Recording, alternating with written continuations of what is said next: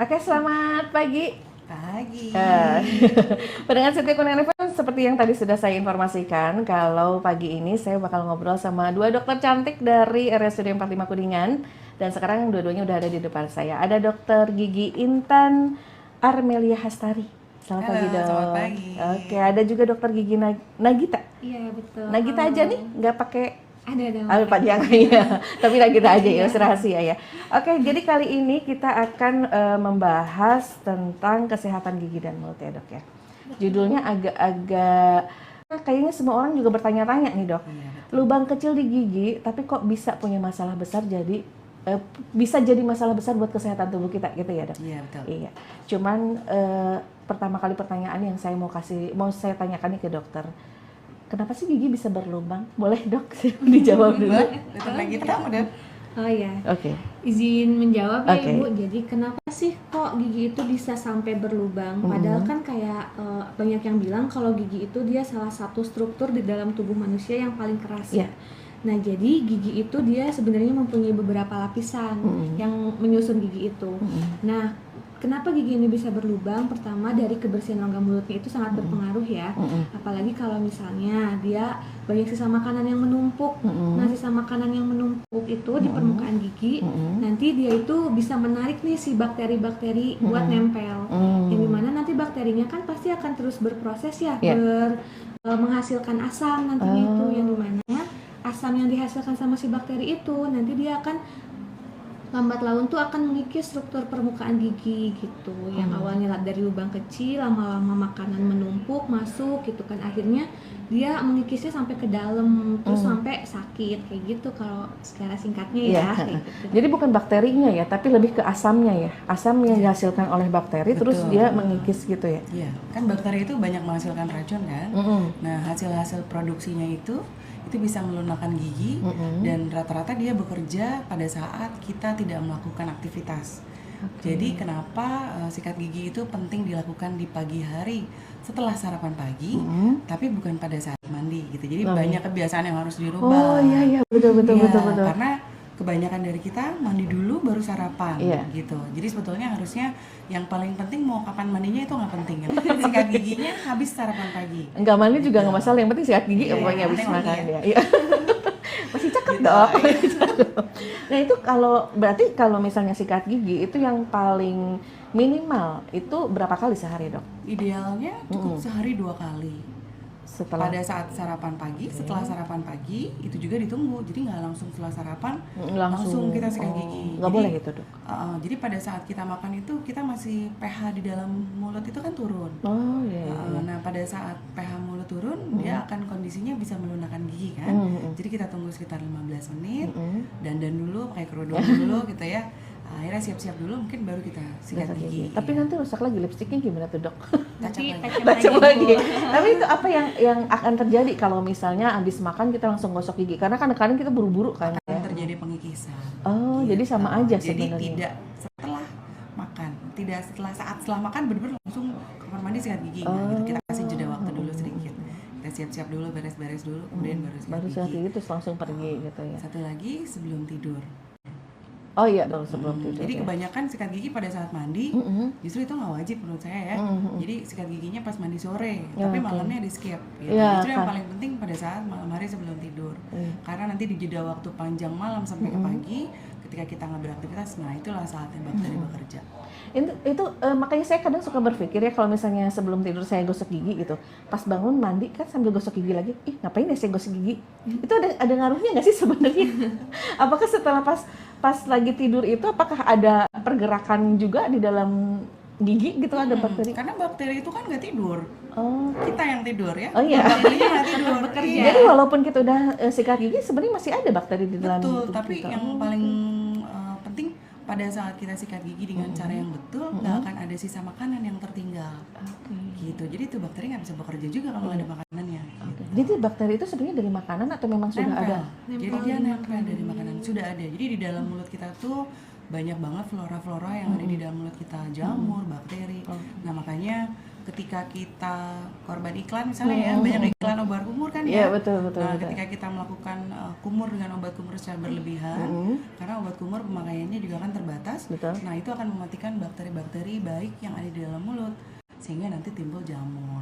Oh, jadi bakteri itu ada dua tetap ya, jahat sama baik gitu ya. Jadi kalau misalnya kita udah sikat gigi, udah gitu kumur-kumur, itu yang si baiknya juga bakalan hilang juga gitu ya. Biasanya kumur-kumur itu kita pakai ketika misalnya kita mau ada rapat nih, habis makan siang, habis makan sesuatu yang wangi misalnya gitu ya. Kita kumur pakai obat kumur, nah itu boleh lah sesekali membantu gitu. Tapi pada prinsipnya kalau cara sikat giginya sudah betul, tidak perlu lagi obat kumur. Kalau cara sikat gigi yang betul kayak gimana tuh dok? Coba Dokter Nagita Kalau silakan. misalnya untuk cara sikat gigi paling baik tuh dia 2-3 menit.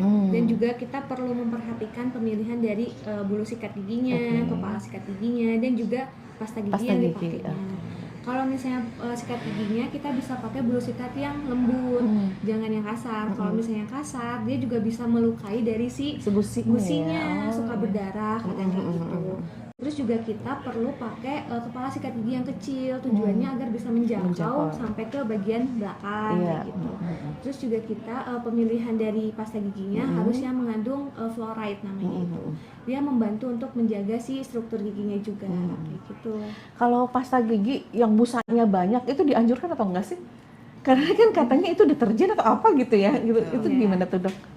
Sebenarnya kandungan pasta gigi yang paling pentingnya itu adalah fluoride. Kalau misalnya dia ada busanya banyak atau tidak, itu sebenarnya kayak masih boleh-boleh aja. Yang penting ada kandungan fluoride-nya juga. Karena kan kebanyakan kalau orang Indo tuh kalau nggak ada busanya serasa kayak sikat gigi ya.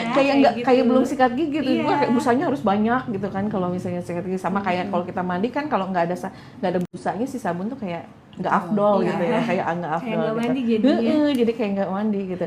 Jadi sebenarnya boleh-boleh aja ya kalau misalnya si pasta giginya berbusa, asal ada si fluoride-nya gitu ya. Betul, tapi kita balik lagi lihat komposisi di dalamnya gitu ya. Tentunya yang tidak ada deterjen akan lebih baik gitu. Iya, betul. Jadi sikat gigi bukan busanya yang dicari gitu, tapi caranya. Ada efeknya nggak sih kalau busanya terlalu banyak kalau pasta gigi kayak gitu? Karena kan harusnya kita baiknya menyikat gigi sambil ngaca ya, iya. sambil lihat. Iya. Karena kan kita nggak bisa lihat posisi gusi dan lain-lain kan nggak teraba gitu. Ya sebaiknya sambil lihat. Kalau busanya terlalu banyak, satu akan menghilangkan efek kebersihannya, jadi kita nggak bisa lihat sikat yang kita udah lakukan ini udah sesuai atau belum sih, betul. bisa sampai membersihkan sampai ke arah gusi di bagian sudut atau tidak gitu. Dan Karena kadang-kadang kalau misalnya abis sikat gigi kita kumur-kumur, abis itu dilihat lagi, oh kok masih kurang, sikat gigi lagi gitu. Iya. Gitu Dan kan terus ya. yang paling penting kumur juga nggak segayung ya. Kumur cukup 1-2 kali, kadang gini masih keset. Iya. Keset itu yang kita cari. Jadi efek keset itu yang kita cari supaya Jadi kayak jadi makanan tidak ada yang menempel gitu. betul. Jadi nggak sampai terus aja sampai kesetnya hilang gitu ya. Manfaat dari perlindungan proteksi flora hilang nanti. Oke. Kalau di pasta gigi, kalau kita lihat di iklan-iklan ya, di sikat giginya itu kan si pasta giginya tuh sampai full gitu ya. Itu yang kita gunakan sebenarnya hanya sedikit atau memang harus full gitu? Sedikit kan? Idealnya sebesar biji jagung. Sedikit aja ya. Jadi asal ada. Karena kebuang-buang juga kan kalau misalnya. Gitu ya. Cuman tadi saya ada yang mau ditanyain, cuman saya lupa tadi ya.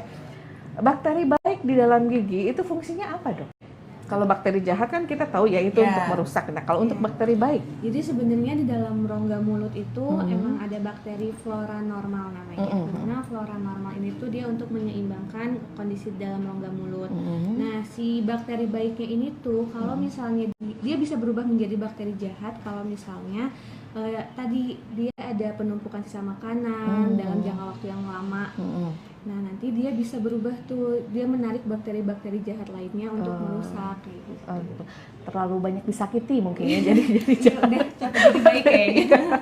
Kebanyakan dia menekan pertumbuhan jamur yang ada di dalam. Si bakteri baik itu ya, jadi terjaga balance gitu. Oke, tapi si bakteri baik itu bisa narik si bakteri jahat ya, jadi bukan untuk memerangi si bakteri jahat sebenarnya. Iya, betul. Betul kan? Jadi bestian sama bakteri jahat ya. Oke, kita ke lubang kecil bisa jadi masalah besar pada tubuh. Nah, ini boleh dijelaskan dong kenapa dari lubang di gigi jadi ngerembet ke tubuh ini, Dok? Boleh lagi. Izin ya, Dok.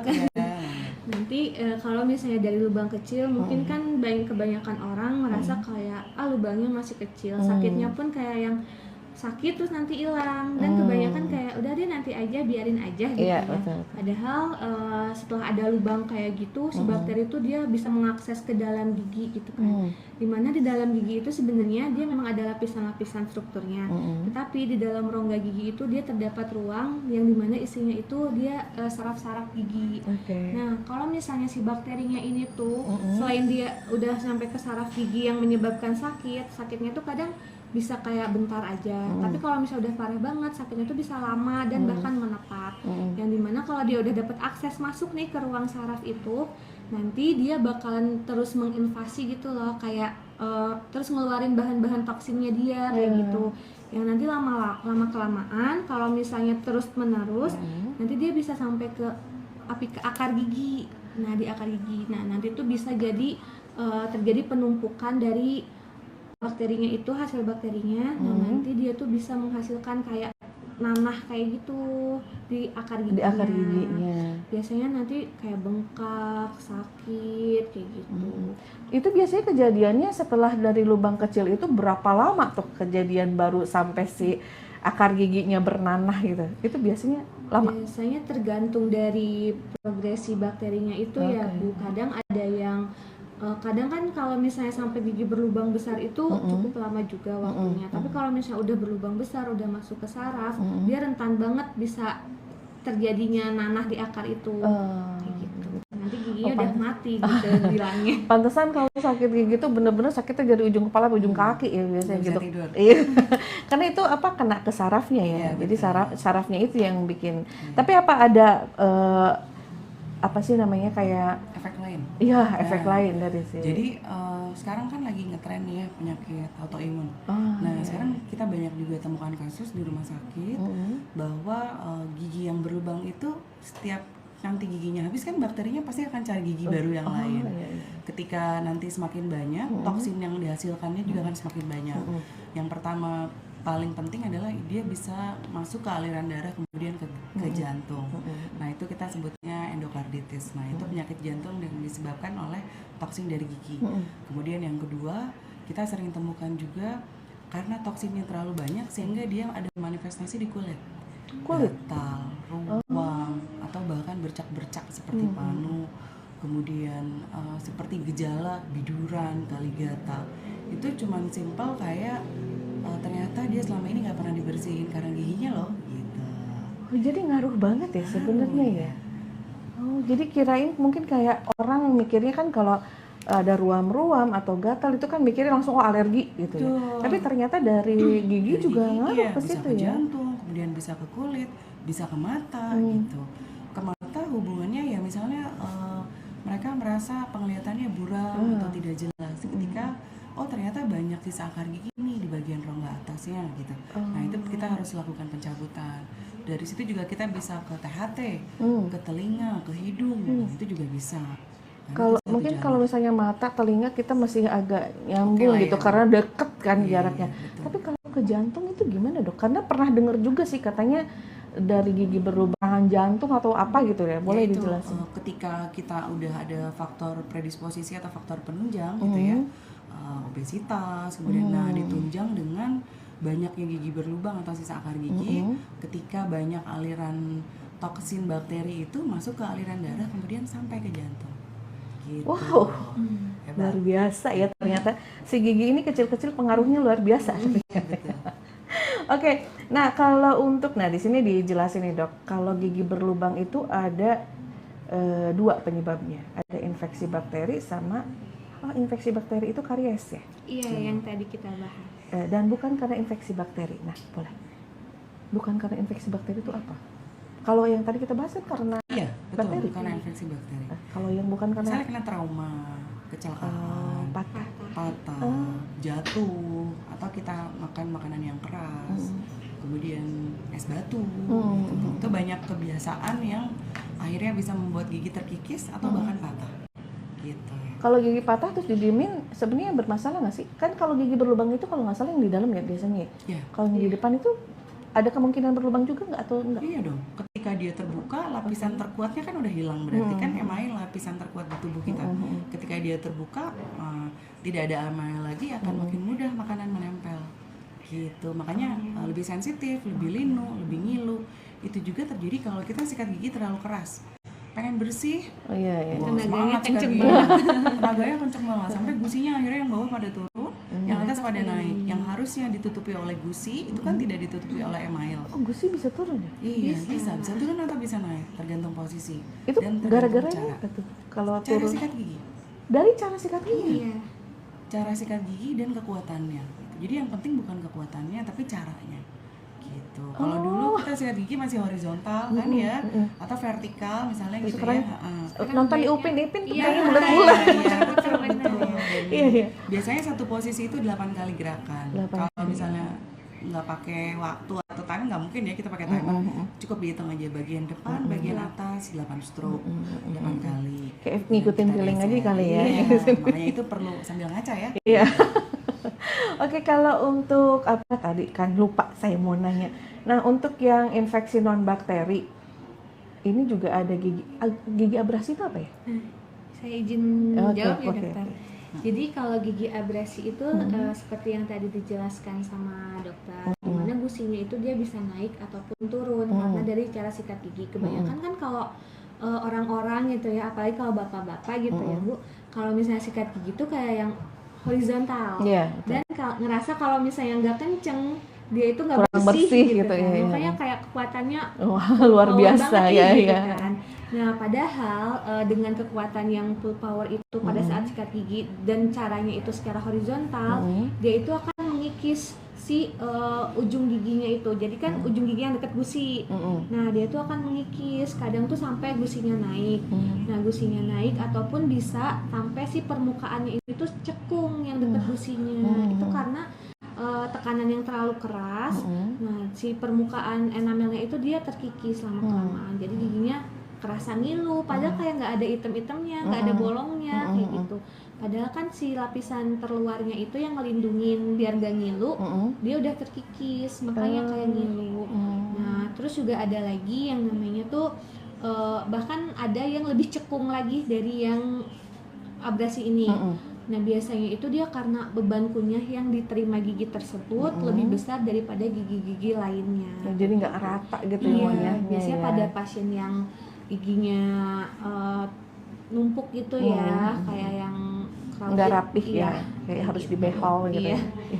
Tapi sebenarnya ada dampaknya nggak sih kalau misalnya si gusinya turun atau naik?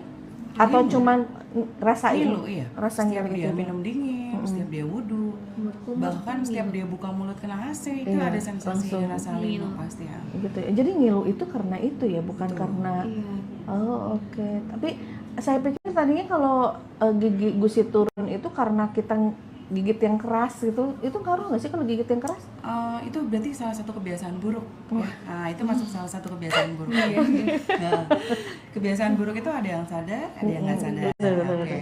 Kalau yang nggak sadar biasanya dilakukan pada saat tidur. Nah, kalau kita sering dengar anak atau keluarga kita lagi tidur bunyi, tidurnya kayak lagi makan Kayak tulang. iya ada. Gemes gitu Itu ya adalah dengarnya salah ya. satu kebiasaan buruk yang bisa mengikis permukaan gigi gitu. Karena gigi kita kan terdiri dari ada tonjol, ada cekungan Iya, gitu. betul. Ketika nanti itu udah rata, nanti fungsi mengunyahnya juga akan berkurang. Nanti gitu. sensasi linu itu bisa ditimbulkan dari situ. Nah, cara mengatasinya adalah biasanya pakai pelindung. Iya. Kalau sering lihat petinju, Oh iya pakai iya. mouthguard, Iya, pakai iya. pelindung, nah biasanya kita pakai itu. Karena kalau kebiasaan yang dilakukan secara tidak sadar, kan nggak mungkin kita juga dalam keadaan bangun. Jadi setiap Iya. dia begitu kita bangunin gitu ya. Iya, iya. Jadi kalau pakai pelindung otomatis faktor itu hilang. Oke. Gitu. Tapi kalau misalnya udah terlanjur turun nih Bu Dok gusinya atau yang gusinya Iya. keangkat gitu, itu cara memperbaikinya gimana? Bisa Ada. nggak sih dibalikin lagi? Kalau dibalikin lagi nggak bisa. Oh, nggak bisa. Harus perlu tindakan operasi dan Tindakan yang tindakan Oh, bedah ya, itu, dulu ya. tindakan Oh, bedah. dibedah, Gitu. gitu. Dan itu biasanya jarang sekali dilakukan. Caranya ya cara merubah sikat gigi. Cara merubah sikat giginya, kemudian waktunya, terus tekanannya, gitu. Biasanya pasien dianjurkan untuk mengganti sikat gigi baru, kemudian kita cek 1 bulan. Ya, Kalau 1 observasi bulan dulu dia ya. udah megar, Oh, iya. nah, berarti masih terlalu kencang, gitu. Megar maksudnya si gusinya ngelebar. sikat gigi. Oh, sikat Bulu giginya. sikatnya. Oh, oke. Terus Bulu akhirnya sikat. ada Oh iya gigi sampai yang benar-benar. rusak, misalnya, atau jangan-jangan pada saat sikat gigi kita sering karena multi talentan kan ya, sambil sikat gigi sambil keramas ya. Jadi kadang sikat tuh digigit kan. Iya. Itu kelihatan biasanya nanti sebulan dia begal. Langsung Berarti itu masih jelek terlalu sikat kuat gigi. gitu. Itu mungkin keselingan nonton drakor. Nah, kan ya kan di drakor kan kalau Nggak sikat fokus gigi iya. jadinya. Jadi nggak fokus kemana-mana kan gitu. Tapi kalau untuk si sikat gigi itu dok kan kadang-kadang dari bulu tuh ada yang bulu sikat gigi itu ada yang keras ada yang lembut. Nah kalau yang lembut itu kadang-kadang kalau misalnya lepas-lepas itu gimana dok? Kan suka takut ketelan gitu. Suka deh kayak gitu. Itu udah waktunya ganti. Oke. Itu udah waktunya ganti. Itu 3 bulan. normal. 3 Oh 3 bulan. 3 bulan. Normalnya 3 bulan sekali harus diganti si sikat gigi itu ya. Dan terus macam-macam ya sikat gigi zaman sekarang. Ada Banyak yang- banget sekarang. Ada yang Ada elektrik yang sekarang. betul. Nah, kenapa sekarang banyak menggunakan elektrik? Karena dia tekanannya stabil. Menggunakan apa dok? Ya, Sikat gigi Oh elektrik. Oh iya yang cuma diem aja kita ya. Betul, karena Dia yang kerja stabil, aja gitu ya. cenderung lama, jadi itu Oke. tekanannya stabil. Nah ini kalau yang di bawah nih saya agak kurang paham nih dok. Yang kayak enamel, dentin, pulpa, apikal apa itu dok? Nah, jadi enamel, dentin, Iya. pulpa dan apikal tuh dia struktur dari penyusun giginya. Ya. Jadi enamel tuh dia adalah lapisan paling luar yang melindungi struktur di dalam-dalamnya. Setelah lapisan enamel, lapisan keduanya itu adalah dentin. Dimana kalau misalnya gigi berlubang, udah sampai ke lapisan yang kedua ini, dia akan menghasilkan rasa nyeri, ngilu kayak gitu. Ditambah lagi kalau misalnya di struktur bawahnya lagi yaitu ada ruang pulpa namanya. Dimana ruang pulpa itu dia isinya berupa syaraf-syaraf dari gigi ini sendiri. Kalau misalnya udah hampir mendekati ruang pulpa ataupun udah sampai ke ruang pulpa, biasanya kan memberikan nyeri yang hebat, menetap kayak gitu. Jadi kalau bolongnya udah sampai dalam banget sampai ke pulpa, dia lagi diem tengah malam lagi tidur bisa tiba-tiba sakit kayak gitu. Iya. Terus kalau apikal tuh dia struktur akar giginya kayak gitu. Jadi kadang-kadang kan kita tadi kok sakit gigi ya? Tadi makan apa ya? Itu mungkin dari situ kali ya. Jadi sebenarnya dari yang lama-lama baru kerasa gitu ya. Gimana kalau gigi udah berlubang tuh dia sangat sensitif banget kalau misalnya ada rangsangan dingin, manis kayak gitu. Kalau untuk melindungi si enamel biar nggak rusak itu gimana? Itu pertama. Kan itu yang sebenarnya yang pertama ya, itu yang harus dilindungi kan pertama kali. Dari kita cara menjaga kebersihan rongga mulutnya itu dari sikat gigi, caranya, waktunya dan juga penggunaan dari pasta gigi yang mengandung fluoride itu. Dimana kan kalau fluoride itu dia tuh membantu untuk mencegah terjadinya pengikisan dari si enamelnya itu. Jadi fluor itu dia membantu memperkuat enamel. Oke. Kayak kalsiumnya kali ya. Iya, Selain dari situ, kalsiumnya. kebiasaan buruk yang harus diberhentikan. Kayak misalnya sering makan es batu. Terus Itu kayak bisa asam-asam mengikis ya, Dok. kebiasaan makan, pempek misalnya, itu kan ada cuka. Terus selain dari itu juga selain struktur air yang air tanah gitu ya, itu juga sedikit banyak berpengaruh karena di dalam air ada fluoride. Ketika tingkat tertentunya akan berbeda dengan yang di kuningan. Jadi yang normalnya yang bagusnya tuh harusnya air apa? Nah makanya ketika kita menempati suatu tempat kan itu biasanya harus ngecek kadar airnya dulu baru dia bisa dijadikan hunian. Oh, ada pH-nya gitu Betul. juga. Itu ngaruh juga ya dok ya? Pengaruh. Oke. Jadi kalau misalnya agak ragu-ragu udah pakai air galon aja kali ya. Iya, Terus iya, udah. iya amannya ya. Nah terus tadi saya mau nanya apa lagi ya tadi? Udah ada sih di kepala saya cuma lupa. Nah ini dok kalau misalnya nih ya kita balik lagi aja ke si enamel ini. Jadi kalau misalnya untuk melindungi enamel itu kan nggak mungkin kalau misalnya kita udah tua harus melindungi enamel nggak mungkin kan karena kan pasti udah terlambat banget kan ya. Jadi itu harus dari sejak dini. Iya, sejak dini. Makanya sekarang ada program sikat gigi bersama di sekolah. Hanya untuk merubah kebiasaan anak-anak yang biasanya sikat giginya dilakukan sebelum sarapan pagi. Iya, kadang kalau terlambat makanya di mobil, makanya di motor iya, gitu betul. sambil ngunyah. Makanya biasanya dilakukan program-program tuh ya di puskesmas yang datang ke sekolah gitu.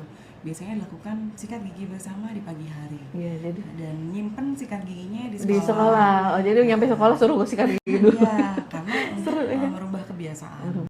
Kurang lebih sekitar 21 hari di teori baru itu nanti bisa jadi suatu kebiasaan baru.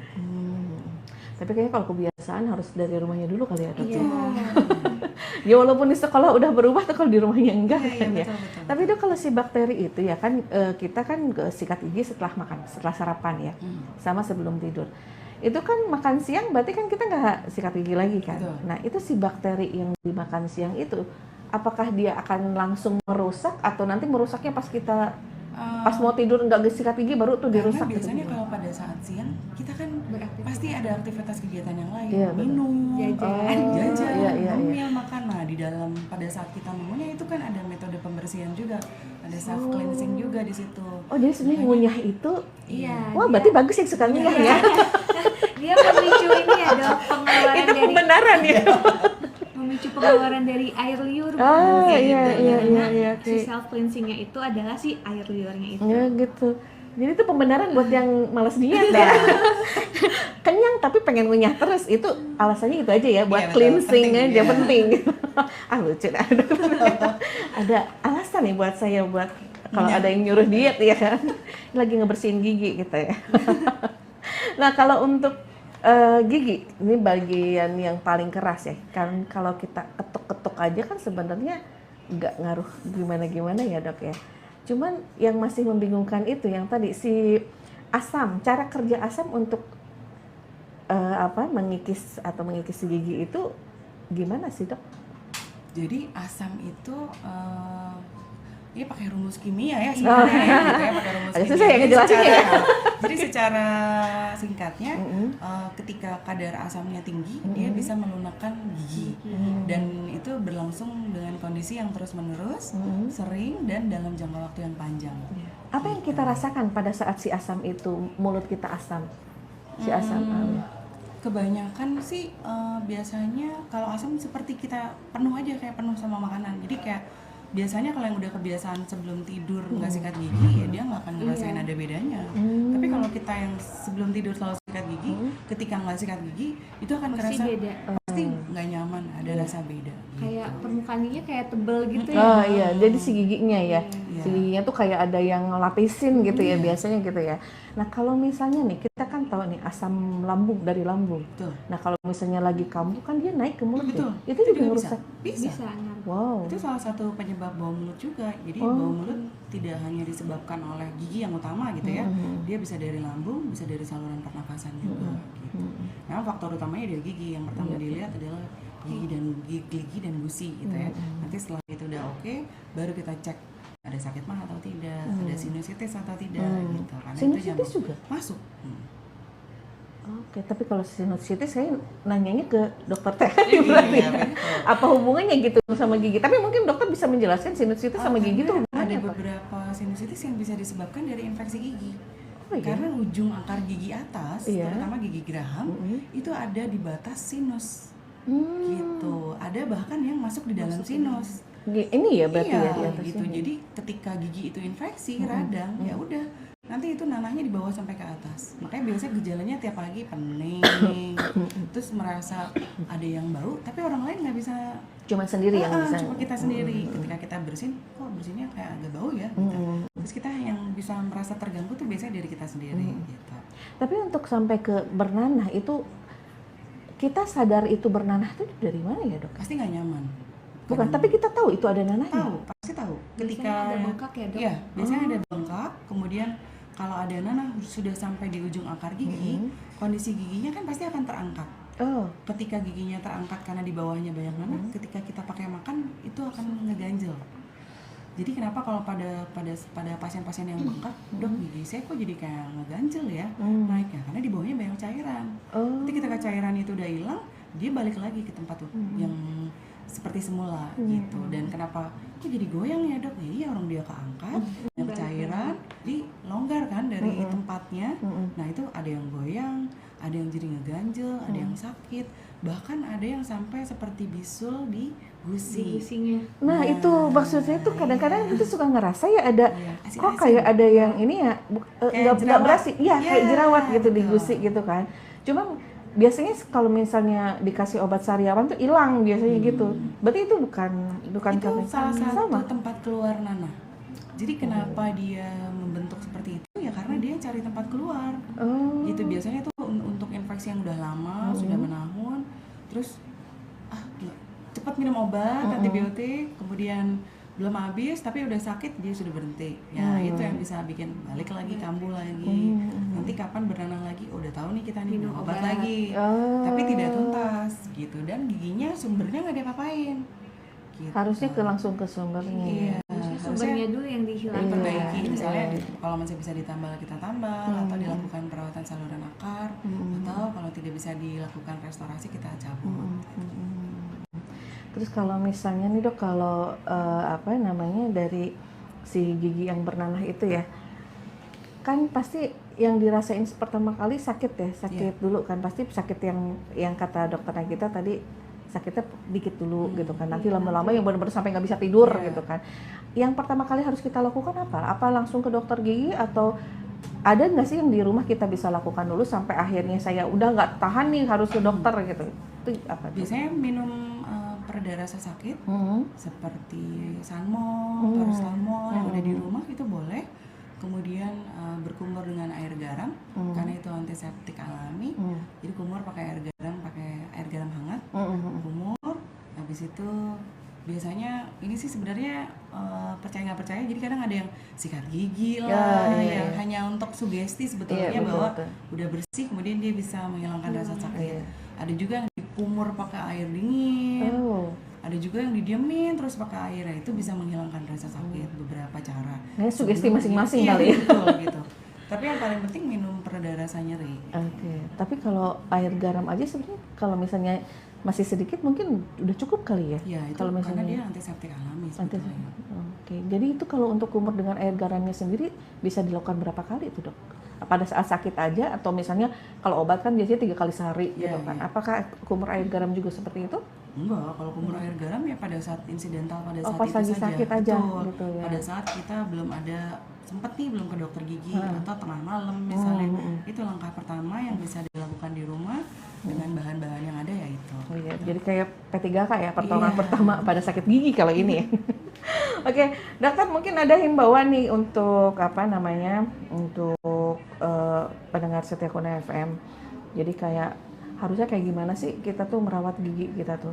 Jadi orang tua juga harusnya dari orang tua dulu ya sebenarnya ya. Jadi daripada dokter giginya dulu yang datang ke sekolah-sekolah ngasih tahu gitu. Harusnya orang tua dulu, karena kebiasaan anak memang dimulai dari ditularkan oleh orang tua biasanya gitu. Betul. Ya awalnya mungkin kalau anaknya masih kecil, masih balita ya biasakanlah untuk sikat gigi bersama bareng nih sebelum tidur. Ayo sikat gigi, kita sikat gigi. Pokoknya membiasakan hidup sehat, terus sikat gigi sehari 2 kali, biasanya dengan cara diberi contoh. Diberi contoh atau dilakukan bersama-sama. Gitu. Nanti pada saat sudah terbiasa, nah itu baru akan terbentuk kebiasaan baru yang sehat dan bisa melindungi gigi. Oke. Selain Jangan itu, sampai nunggu sampai sakit iya, baru Nunggu sampai rusak. Dikasih contoh juga, jadi setiap minum es batunya digigit. Iya, itu banyak ya. Iya, banyak banget itu dok. Betul. Ya kayak gitu. Itu salah satu kebiasaan buruk yang kalau kita lihat dari jurnal, menggigit es batu adalah tanda-tanda dari penyakit, ya, 1 anemia, nomor 2 penyakit jiwa awal. Nah, banyak banget ya. Kayaknya sekarang banyak deh dok ciri-ciri. Kayaknya kalau pesen minum langsung es batunya. Iya. Betul. Ada ya orang yang memang kayaknya senang aja gitu gigitin es batu gitu. Sama ini ya dok, kalau misalnya orang tuanya dia punya lubang gigi, biasanya kan kalau anak kecil tuh masih suka disuapin, kadang makanya bareng, dan itu bisa menjadi bisa penularan juga menularkan ya dari bakterinya. 1 sendok bareng berarti bisa. Baru Jadi tahu orang saya. tuanya juga harus yang lebih dulu menyadari kalau misalnya ada masalah gitu. Dengan gigi saya gitu Iya. ya. Berarti memang harus rajin ya sebenarnya ke dokter. Biasanya kalau orang tuanya giginya berlubang, pasti dia akan lebih protek nggak sih anaknya? Iya, Saya nggak betul, mau nih betul. anak saya kayak Sakit saya. gigi, betul. Karena saya udah ngerasain Sakit nih, banget. gitu. Jadi yang paling penting kontrol ke dokter gigi 6 bulan sekali tanpa ada keluhan. Nah itu sih rata-rata orang yang Indonesia susah kan ya. sakit dulu baru ke dokter ya. Betul. Jadi kalau misalnya kayak nggak kenapa-kenapa ngapain ke dokter gitu kan, Cuma biasanya ngecek gitu. aja gitu. Barangkali kita bisa mendeteksi ada lubang yang sangat kecil atau bahkan belum jadi lubang sehingga bisa kita proteksi, bisa ditutup pakai selapis bahan. Nah gitu sekarang kan canggih ya metodenya. Jadi banyak metode proteksi yang bisa dilakukan Oke. tanpa sebelum terjadinya lubang misalnya gitu. Bahkan itu untuk menghindari terjadinya lubang seperti pembersihan karang gigi, kemudian memberikan selapis proteksi, kemudian terapi fluor dan lain-lain. Bahkan fluor itu sudah dilakukan di sekolah. Oke. Ke SD sekarang udah mulai. Nah kalau misalnya pas lagi kontrol nih ternyata ada lubang kecil, yang dilakukan itu oleh dokter apa? Sudah berlubang ya giginya tapi kecil gitu, masih kecil. Sudah lubang ya, sudah berarti bukan baru. Jadi gini, kadang hitam-hitam tapi belum ada lubang. Oke. Gitu. Kalau ketika hitam-hitam kita biasanya perawatannya juga minimal. Gitu. Ketika masih keras dan tidak ada lubang, kita minimal hanya dibersihin aja, kemudian ditutup dengan selapis bahan. Oke. Nah, ketika sudah berlubang, tentunya jaringan yang terinfeksi harus dibuang. Makanya kadang ada paradigmanya gini, ke dokter gigi lubangnya kok malah jadi digedein. Iya. Tadinya lubangnya kecil loh dok, setelah saya ke dokter lubangnya kok jadi besar gitu. Karena kita besar gitu. Karena kita sedang besar gitu. Karena kita sedang membuang jaringan yang terinfeksi. Yang dalamnya. Supaya sampai betul-betul hilang, kemudian kita bisa tambal. Oke, nanti aja mungkin gitu ya. Nah itu sebenarnya yang kayak ditakutkan ya datang ke dokter gigi. Agak serem datang ke dokter gigi sih sebenarnya ya. Gak ngerti kenapa, tapi kayaknya dari disuruh buka mulut aja kita udah insecure ya. Suruh buka mulut udah aduh gitu ya. Tapi ini sebenarnya kalau misalnya giginya, bentuk struktur giginya udah rapi ya, mungkin itu akan lebih memudahkan ya. Tapi untuk yang struktur giginya berantakan itu penanganannya gimana dok? Lebih ekstra lagi. Berarti kita harus sedia benang gigi atau dental floss. Sekarang banyak dijual di minimarket gitu ya. Terus di toko orange juga banyak. Jadi kita nggak pakai tusuk gigi nih, gitu. Tusuk gigi udah nggak dipakai lagi. Kita pakainya dental floss untuk menjangkau sisa-sisa makanan di daerah yang di giginya yang sangat kondisinya berjejal. Iya, numpuk gitu ya. Iya. numpuk. Karena kalau Kita sikat pakai gigi aja dental kayaknya floss. nggak akan kejangkau juga kan? Betul. Gitu. Nah kalau misalnya nih, waktu itu saya sempat dengar juga katanya kalau pakai tusuk gigi yang dari kayu itu bikin giginya jarang-jarang katanya dok. Jadi jangan dipakai, katanya mending sikat gigi aja. Itu bener apa enggak sih? Jadi sebetulnya bukan jarang kali ya, jadinya gusinya turun, ya, kadang bikin juga bolong. Bikin bolong. Apa gigi, tusuk gigi tuh? Iya. Oh, Karena kan kalau di gigi yang berlubang dia kondisinya kan jadi lunak karena banyak bakterinya. iya. Kita niatnya mau buang makanan tapi akhirnya jadi ada yang terkikis giginya. Selain dari itu kalau untuk di bagian depan mungkin gusinya akan jadi turun karena biasa kita colok terus pakai tusuk gigi ya. Jadi yang harusnya bagian yang tertutup gusi, gusinya turun jadi bolong kelihatannya. Gitu. Padahal itu bukan lubang. Itu adalah rongga normal yang harusnya tertutup oleh gusi. Gusi yang sehat. Gitu. Nah jadi sebenarnya kalau penyebab gigi jarang itu bukan karena tusuk gigi tapi karena apa tuh dok?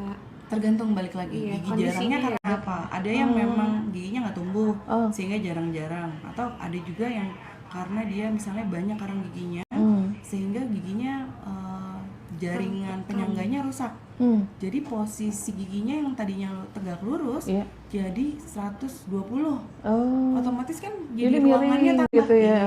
Gitu. Renggangnya karena ruangannya jadinya bertambah.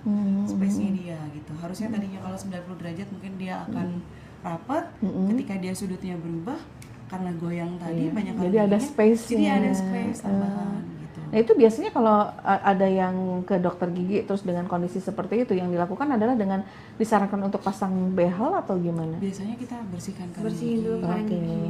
Kemudian saat itu kita ada tindakan namanya splinting. Apa tuh dok? Splinting itu Kayak apa ya dok, kayak magerin gigi gitu. kurang lebih seperti dikawatin, dijaga kondisinya supaya dia sampai dia kuat, sampai jaringannya bagus. Setelah kita bersihkan karang gigi kurang lebih sekitar sebulan itu dilepas lagi. Jadi cuma biar kuat aja dulu. Sampai strukturnya sehat. Nah kalau misalnya ada yang udah bolong giginya, terus sama dokter udah cabut aja giginya. Nah itu si ompong itu kita manggilnya ompong ya kalau gigi gitu ya. Itu dibiarin aja atau apakah nantinya akan ada sesuatu lagi dampaknya kalau misalnya kita biarin aja? Kalau misalnya habis cabut gigi, baiknya sih kita pakai gigi palsu ya untuk menggantikan si ruang yang kosong itu. Karena dampaknya ini tuh bukan dari habis pencabutan giginya, tapi dari setelah pencabutan giginya itu kayak ada ruang yang kosong itu, di mana nanti ruang yang kosong tuh bisa membuat gigi-gigi sebelahnya itu tuh bergerak kayak gitu, yang dimana nanti bisa menyempit ruangnya dan juga nanti gigitan pada saat makannya nggak sesuai kayak gitu, yang nanti tuh bisa bikin malah tambah berantakan karena ada si ruangnya itu. Jadi baiknya ruang yang kosong karena bekas dicabut itu langsung pakein gigi palsu. Gigi palsu. Selain dari itu faktor estetis ya. Iya. Apalagi kalau depan ya, iya, Dok. apalagi kalau depan. Kemudian kalau di bagian belakang lebih dari 2 gigi, ini otot pasti turun. Makanya kenapa orang yang nggak punya gigi terlihat lebih tua? Karena otot penyangganya pada turun. Oke. Ya, tirus kan, Dok. Bikin Tirus ya. jamur. Jadi jamur. Nah, kalau untuk yang masih yang sisa akar gigi nih, Dok. Tapi enggak maksudnya ada pengaruhnya nggak sih selain ke sakit ya? Biasanya kan kalau akar gigi juga sakit ya. Itu Pada gimana? prinsipnya sisa akar gigi adalah sumber infeksi. Jadi harus dibuang gitu, harus diganti. Tapi ada juga beberapa kondisi pada orang-orang yang sudah sepuh yang kondisinya tidak memungkinkan untuk dibuatkan gigi palsu. Kemudian dia ada darah tinggi, ada diabetes gitu ya. Nah, sehingga si akar gigi tadi selama kondisinya bersih dan terjaga, tidak infeksi, itu bisa membantu untuk menghaluskan makanan selama dia belum membuat gigi palsu gitu. Tapi ya balik lagi, itu adalah sumber infeksi yang sangat rentan. Jadi ketika ada makanan nempel, otomatis kalau kita pemeliharaan yang nggak baik, ya itu nanti bisa jadi sumber infeksi untuk kemudian jadi bengkak dan radang. Nah, ngomong-ngomong soal bengkak, ini yang membuat yang bengkak itu apa sih, Dok? Gusinya atau apanya? Iya.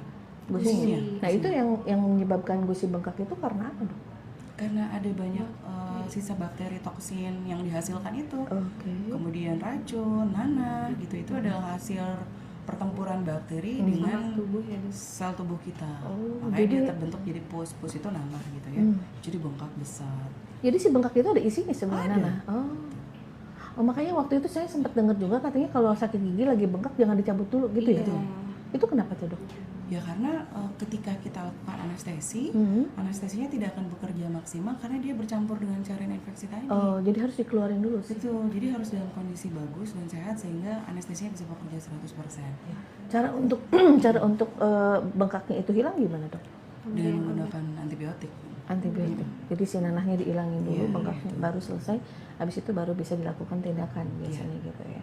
Nah, ini saya mau nanya nih, Dok, ada nggak sih pengalaman paling wow gitu kalau untuk urusan lubang pada gigi? Mungkin pernah mau share aja gitu. Mungkin dari dokter dulu yang pengalamannya udah Lebih banyak mungkin ya. banyak sekali.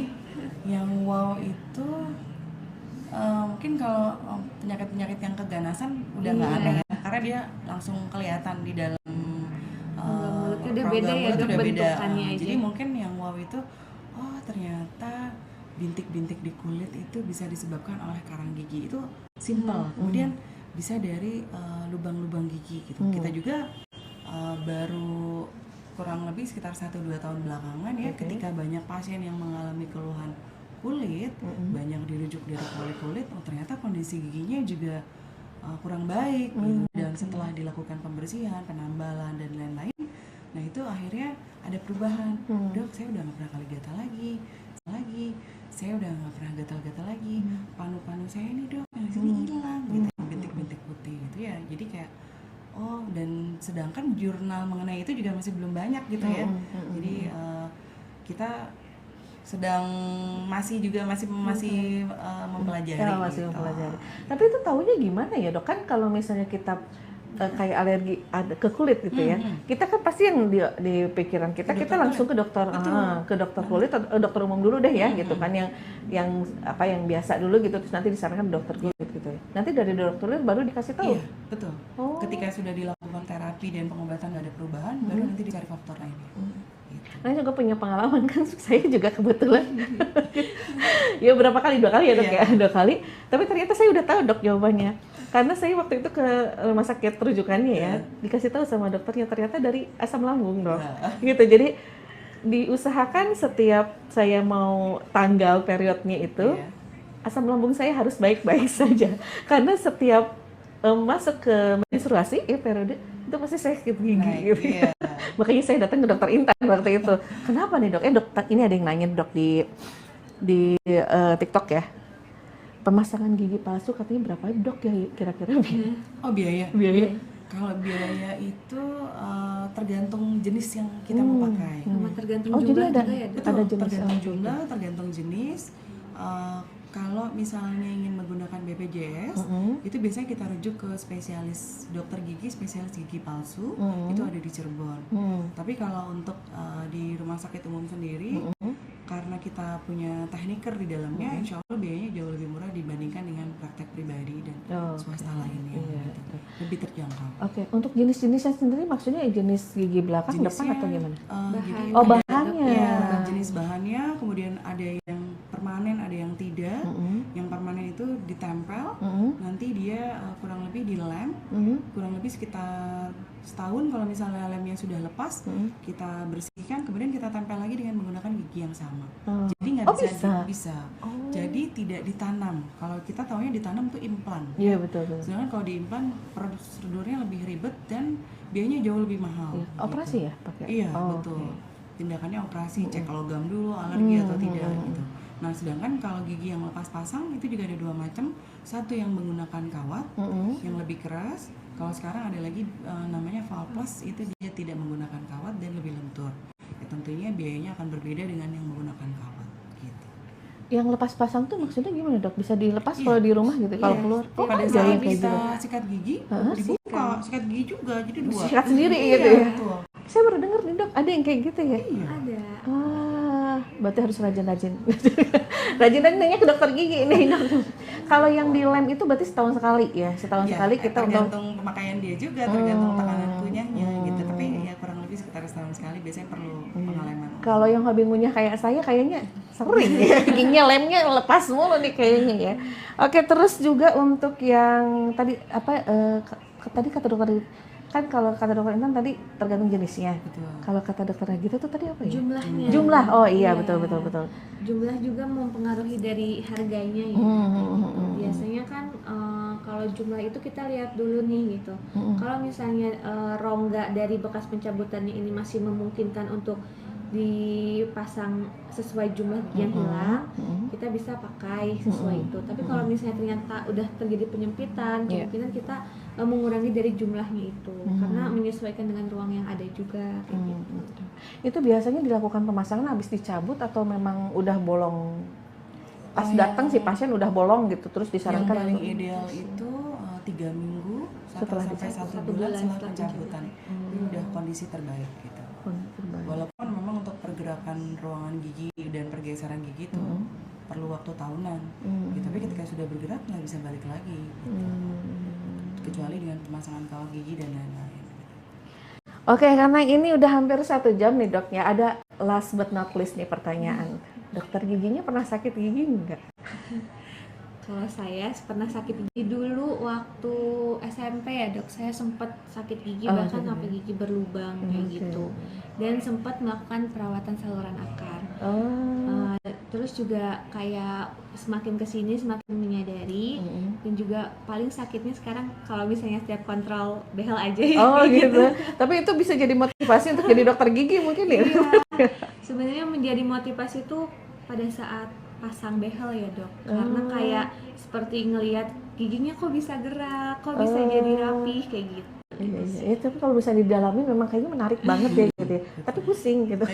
Kalau dokter Intan gimana? Alhamdulillah saya belum pernah sakit. Nah itu, saya mau nanya itu, kok bisa dokter giginya nggak sakit gigi tuh gimana caranya? Berarti dari kecil udah aware ya, udah menyadari atau gimana? Ya kayaknya karena ibu saya apoteker ya, jadi mungkin sedikit banyak ada ngerti. Agak protektif ya, Ya, Dok. jadi setiap habis minum manis, makan manis harus minum air putih. Oh iya, Gitu. betul. Minum air putih, kemudian sebelum tidur minum air putih. Ketika dulu mungkin kita masih ngedot ya di botol. Jadi dia dotnya 2 kalau nggak salah. Jadi Yang satu satunya air putih. Oh gitu. iya.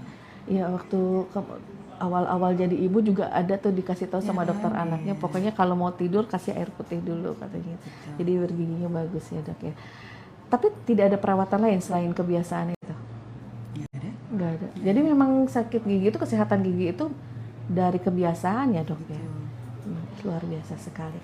Ya ini sudah nggak berasa ya, udah 1 jam aja ternyata. Ada ini statement dari Ibu Dokter atau dari RSUD 45 ini? Jangan takut ke dokter gigi kayaknya. Iya itu kayaknya. Jangan takut ke nunggu dokter sakit gigi, ya, jangan nunggu sakit. Kemudian sekarang peralatan gigi udah canggih, jadi lebih banyak rasa sakit yang bisa diatasi. Jadi nggak usah takut. Iya. Udah banyak alat-alat yang canggih dan painless gitu. Painless. Jadi tidak sakit. Tapi saya tertarik banget sama itu apa gigi palsu yang lepas baru tahu itu soalnya ya. Oke, jadi pendengar setia Kurniawan FM jangan percaya kalau ada yang bilang sakit gigi itu lebih baik sakit gigi daripada sakit hati. Nah, Enggak iya. ya, lebih baik sakit hati nggak apa-apa deh daripada sakit gigi. Sakit kayak gitu kemana-mana sakitnya ya. Dan kadang-kadang orang juga kalau misalnya mau ke dokter enggak kenapa-kenapa tuh suka bingung karena kan kalau kita datang ke dokter, dokter suka bilang ya ada keluhan apa? Enggak, pengen aja kesini. Iya. Ya ada yang kayak gitu ya dok ya. Tapi kan pasti kita tanya dong, Iya. keluhannya apa? Cukup bilang saya mau kontrol rutin. Oke, Bisa kita gitu, periksa aja Iya, ya. kita langsung periksa aja ya. Jadi buat pendengar setia Kurniawan FM yang pengen gigi dan gusi ya dok ya, ini Iya. kesehatannya ya. Gigi dan gusinya sehat atau yang memang ada keluhan, udah ada keluhan tapi males ke dokter gigi 6 bulan sekali ya. Iya, Idealnya. kontrol. Untuk anak-anak juga sama. Sama. Ya. Jadi kita jaga anak kita jangan sampai sakit gigi karena kita tahu gimana rasanya sakit gigi ya. Jadi kita jaga dan karena sudah 1 jam artinya kita harus pamit undur diri. Mungkin nanti next kita ngobrol lagi karena pasti akan banyak yang dibahas ya dok. Betul. Sekarang lubang yang lain nanti Mungkin mungkin kita bawa contoh model dan Oh, lain-lain model ya, gigi, yang model menarik gigi. ya. model yang sakit gigi atau model Atau gigi? model gigi, Model yang gigi. gigi palsu barangkali. Ah, gitu nah ya. iya Wah, seru menarik tuh seru. banget. Oke, terima kasih dokter Gigi Intan dan dokter Nagita dan kita pamit. Wassalamualaikum warahmatullahi wabarakatuh.